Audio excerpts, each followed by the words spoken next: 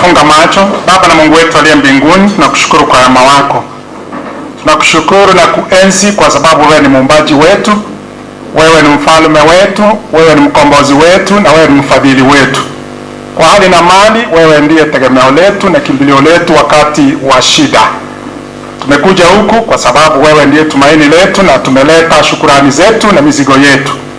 Pokea shukrani zetu na sifa zetu kwa sababu unastahili.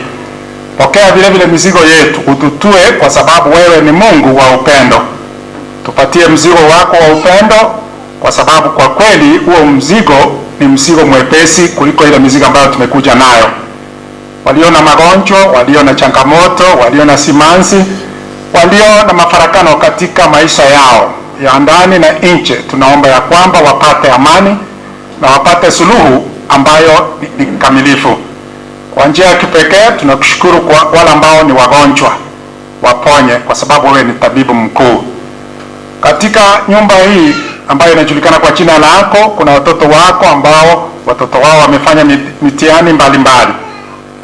Hivi sasa wako na heka za kutafuta hela na mahitaji mengine ya kuwapeleka katika mashule ambapo wanahitajika kuendelea na masomo yao. Tunaomba uwe mfadhili wao. Kwa ajili ya watoto ambao tayari wako shuleni na wale ambao wataingia, tunaomba uwalinde na watunze na watunzie imani yao ili waweze kutoka kule wakiwa wamekamilika katika nyanja zote ambazo unakusudia binadamu akamilike. Kwa njia ya kipekee tunakushukuru kwa wageni ambao umetubariki nao, wote ambao wamefika. Tunaomba ya kwamba kila mmoja akitoka huku au amebarikiwa, na kila mmoja ambaye amepiga magoti kwa sababu anakuenzi na anakutegemea, tunaomba ukutane na mahitaji yake, ukubali sifa zake na umbariki na umuongoze katika hii safari ambayo ni ya imani. Kwa njia ya kipekee tunakushukuru kwa ndugu yetu Fred Matiang'i ambaye amefika na wageni ambao wamefika. Ameleta ombi, akaomba ya kwamba katika maombi yetu tumkumbuke.